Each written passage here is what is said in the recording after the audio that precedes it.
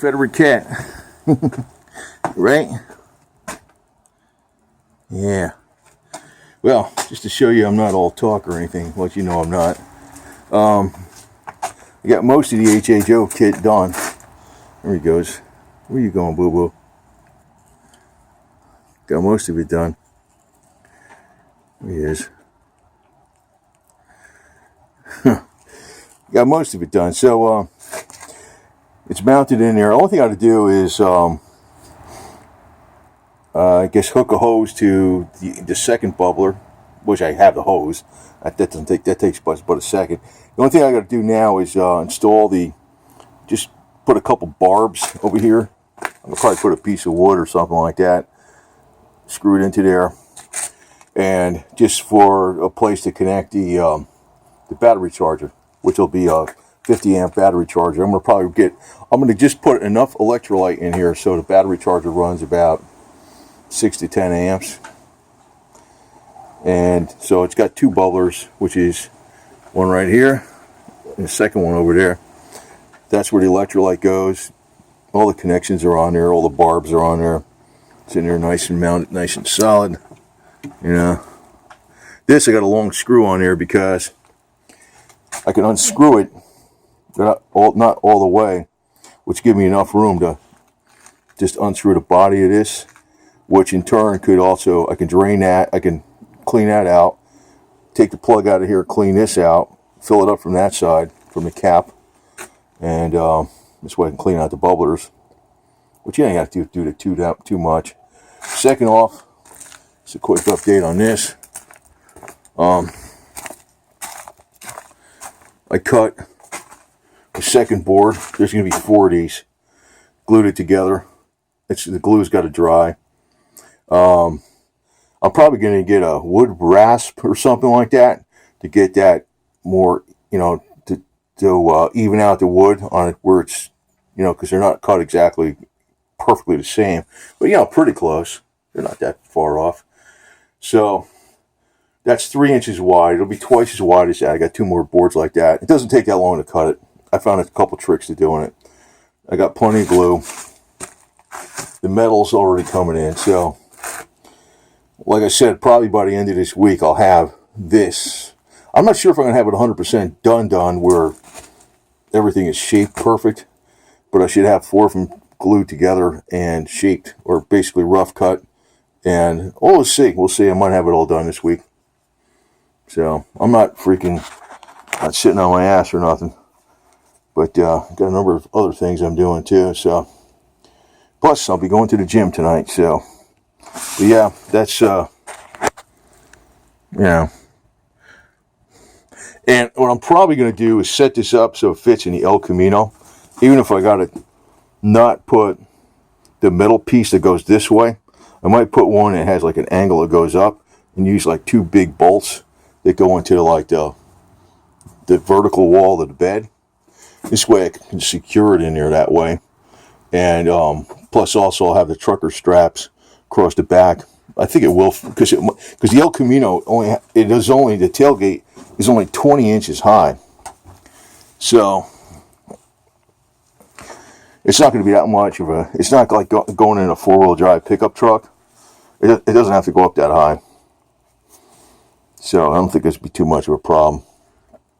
So, because this right here, this is 22 inches high so the bed of the El Camino is only going to be like that high. I mean, that's the top of the tailgate. So, I mean, a 6-foot ramp, that'll freaking do it, no problem. Plus, I might get a hand crank winch or something like that to pull it up or something. I'm not sure yet, but I'll have this glue dry. I got to find out how long this takes for this glue to dry. But, tomorrow night, I'll have another board cut, maybe 2 more. I'll glue those 2 together, then I'll glue the 2 and the 2 together. Yeah, if I get 2 more cut tomorrow night, now I glue them together. Then Friday I can glue the pairs together, so I'll have the whole thing done as far as roughed out And then I'll see if I got a faster way to kind of make this where this is all even. I want to see what the belt sander does first. You know, it's not hardwood, so it might go pretty quick. We'll see. So, and like I said, I got the metal coming. I'll see how that works out. It doesn't take me too long to do those axle straps and the axle bands and stuff. Well, I could do the axle straps. I gotta wait. I gotta get some plywood for doing the axle straps. I can do the center strap and the axle bands. The axle straps, they work with the cheeks. The cheeks will go on the side. So, but you know, actually, if you get the cheeks done with man, I don't think it's not hard to cut out the cheeks. What's hard to do is get that trunnion plate that's shaped over it. I don't know. We'll see. We'll see how that metal bender works. If that trunnion plate goes pretty good, I think it's good. I think I'm gonna. If I use that metal bender in conjunction with making some cuts in the metal where it's partly cut through, and then use the metal bender, then weld it to fill in where the cuts were, I think it might go pretty quick. And then, you know, flap wheel over the wells. It might go pretty quick. If I can get those trunnion plates and cheeks made pretty quick, now this thing will be basically ready for a barrel base. And that back, the piece on the bottom, that's not really necessary to freaking use it. But, you know, we'll make that. I mean, it'll actually be ready for the barrel.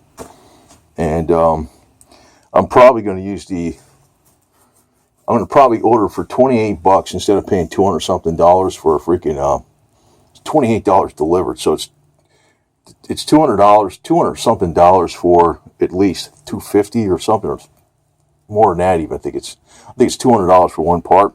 The elevation screw and the carrier housing or something that the elevation screw goes into. You can buy what does it call this? Scaffolding jack screw. It's basically the same thing. And modify it. $28 off of Amazon. 1 3/8 thick solid screw that with the nut. You can modify it and put something in there for that instead. I'm probably going to do that. It's freaking stupid paying these. This is why I'm doing this myself, because these parts, these people are rip-offs. I mean, they make good stuff, but a Canon Carriage, 15 grand for a good one? Are you kidding me? You know, if they were mass-produced, they'd be way less than that. It's because they're all made by hand, and it's a market for rich people. So we're doing it for the poor people. So, see how this works out. Yeah, and this HHO thing, this might be the most age-reversing thing ever. This, I'll go over it, because actually I'm going to go over what George Wiseman says.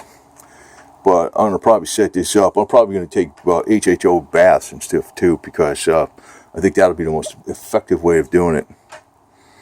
Because this stuff can probably reverse, you know, I really do think it will reverse aging more than anything out there, the HHO kit. And this is only running me about $200.